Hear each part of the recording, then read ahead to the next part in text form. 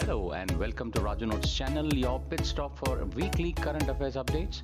The updates tailor-made for students taking all kinds of competitive exams like UPSC, civils, defense and placement interviews. Please subscribe to the channel and stay updated every Sunday.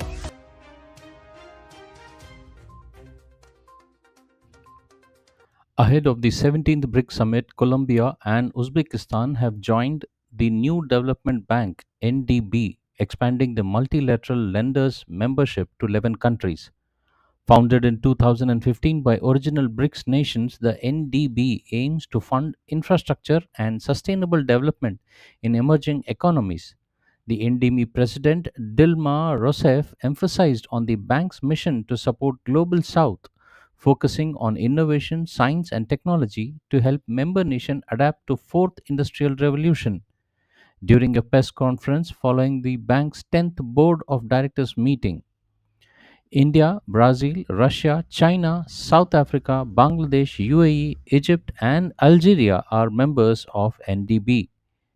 Headquartered in Shanghai, the bank has approved over 120 projects covering sectors such as clean energy, transport, environmental protection, water and sanitation, and digital infrastructure. Syria and United Kingdoms have officially renewed their diplomatic relations, marked by the visit to Damascus from British Foreign Secretary David Lammy, according to the statements released by both governments. The two sides agreed to reopen the Syrian embassy in London and establish a Syrian British Economic Council aimed at strengthening bilateral cooperation. Lamy reaffirmed the UK's commitment to supporting Syria's agriculture and education sectors, emphasizing Britain's support for Syrian economic recovery and an inclusive political transition. During the visit, Lamy announced $111.3 million aid package to provide humanitarian relief, bolster education and livelihoods in Syria, and support neighboring countries hosting Syrian refugees.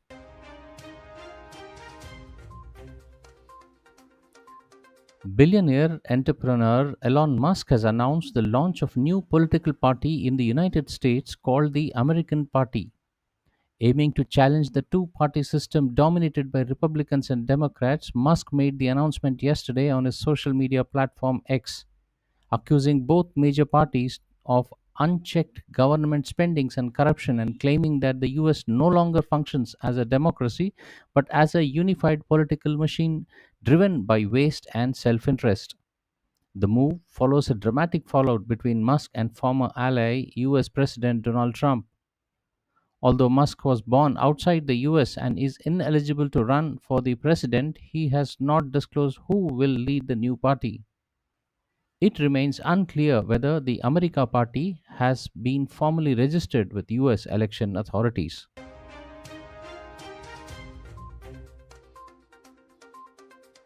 Prime Minister Narendra Modi made a strong pitch for the world order that is multipolar and inclusive.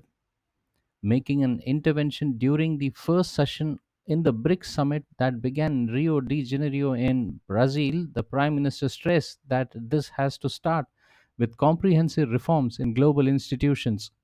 He said, such measures should not be merely symbolic, but real impact should be visible. He advocated for change in governance structure, voting rights, and leadership positions. He also urged for higher priority for the Global South in policy making. Making his views clear, the Prime Minister noted that the Global South often faces double standards about development, distribution of resources, and security related matters. He further said that the interests of the Global South are not given due importance. These countries in the Global South receive nothing more than token gesture on topics like climate finance, sustainable development, and technology access. He sought proper representation in the global institution by saying that many countries with a key role in global economy are yet to be given seat at the decision making table. He said it's not about representation but also about credibility and effectiveness. Narendra Modi asked for a determination to reform institutions like United Nations Security Council, the WTO, and multilateral development banks.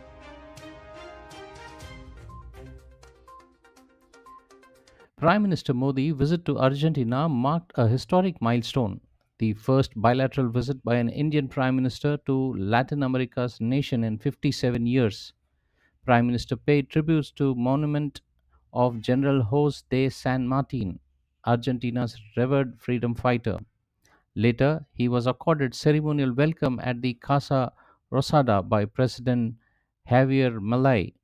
The two leaders held a brief one on one meeting followed by delegation level talks covering the full spectrum of bilateral ties.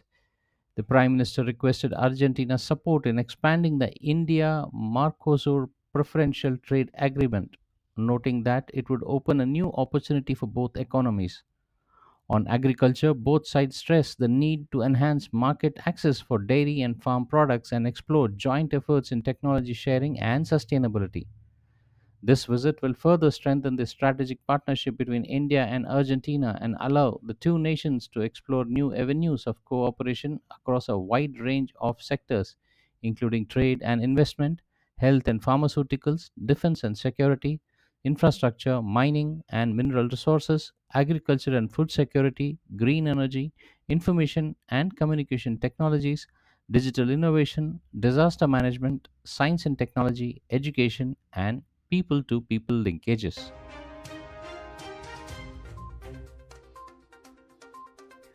Petroleum and Natural Gas Minister Hardeep Singh Puri has said India is exploring various projects in Norway to leverage its expertise to upgrade and expand India's energy capabilities. He visited Northern Lights CO2 terminal in Bergen, Norway, and held discussions on technologies covering the entire gamut of hydrocarbon exploration, particularly deep sea exploration by Norwegian energy professionals. In a series of posts on social media, Mr. Puri said India plans to explore over 2.5 lakh square kilometers in open acreage licensing policy round 10 in one of the largest offshore exploration bidding rounds globally. He added that government is trying to develop a full E&P deep water technology ecosystem in India under the visionary leadership of PM Puri said Norway's expertise in deep water exploration, seismic oil surveys, offshore wind and carbon capture, and storage technologies align well with India's ambiguous energy transition agenda. The open acreage licensing program provides potential investors with the freedom to select blocks of their choice by submitting an expression of interest.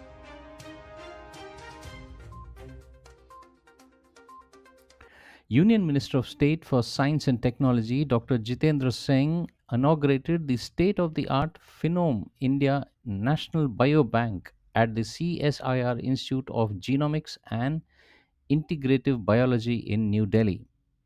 The Ministry of Science and Technology in a statement said that the biobank will serve as a backbone of nationwide cohort study, collecting comprehensive genomic, lifestyle, and clinical data from 10,000 individuals across the country. It added that the biobank captures the country's unique diversity across geography, ethnicity, and socio-economic backgrounds. The statement further mentioned that the researchers believe that the initiative will aid early diagnosis, improve therapeutic targeting, and bolster the fight against complex disease such as diabetes, cancer, cardiovascular ailments, and rare genetic orders.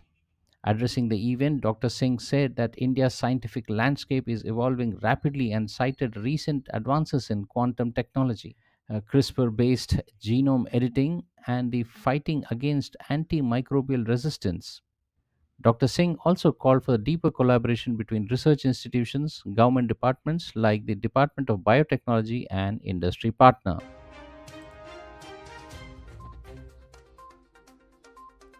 The world's first ever malaria treatment suitable for babies and very young children has been approved for use. Drug manufacturer Novartis has received approval from Swiss authorities for its new malaria drug named Coratem. The development of drug is very significant as the overwhelming majority of malaria related deaths occur in the under 5 age group. Following this development, production and distribution of the drugs are expected to start in the next few weeks in Africa. Most malaria related deaths are recorded on the African continent. Malaria accounted for more than half a million deaths worldwide in 2023.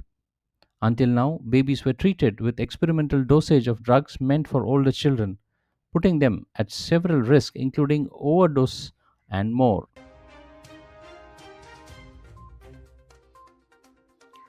India and Namibia this week signed a memorandum of understanding in presence of Prime Minister Modi on setting up of Entrepreneurship Development Center in Namibia.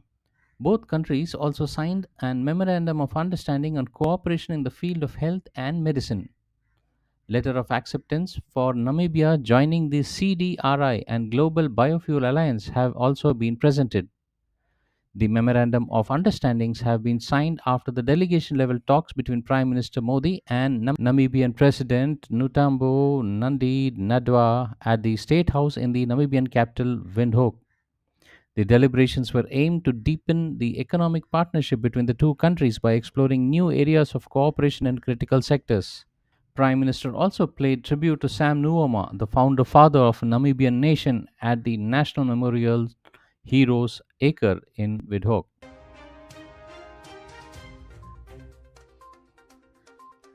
Prime Minister Modi's 4 day visit to Brazil, which enhanced the enriched South dialogue and deepened strategic ties with Brazil, has concluded. The Prime Minister made it clear on the need to reform international institutions to create space for Global South. He also advocated for change in governance structure, voting rights, and leadership positions. He also urged higher priority for the Global South in policy making. Making his views clear, the Prime Minister noted that the Global South often faces double standards about development, distribution of resources, and security related matters. He further said that the interests of Global South are not given due importance. These countries have received nothing more than token gesture on topics like climate, finance, sustainable development, and technology access. He sought proper representation in the global institutions by saying that many countries with a key role in global economy are yet to be given seat in the decision making table. He said it's not about representation but also credibility and effectiveness. Mincing no words, he said that without the global south, these institutions are like a mobile phone with a SIM card without a network.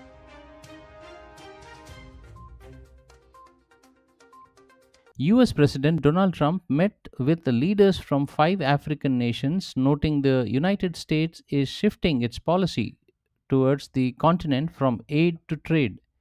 Meeting the leaders at Gabon, Guinea Bissau, Liberia, Mauritania, and Senegal at the White House yesterday, Trump said there is a great economic potential in Africa. He said the United States were working to forge new economic opportunities involving both the United States and many African nations. Trump also suggested that the 5 countries may be exempted from his administrative plan to impose heightened reciprocal tariffs beginning in August. The mini summit is scheduled to run for 3 days, with the expansion of US access to critical minerals and other natural resources in Africa expected to top the agenda.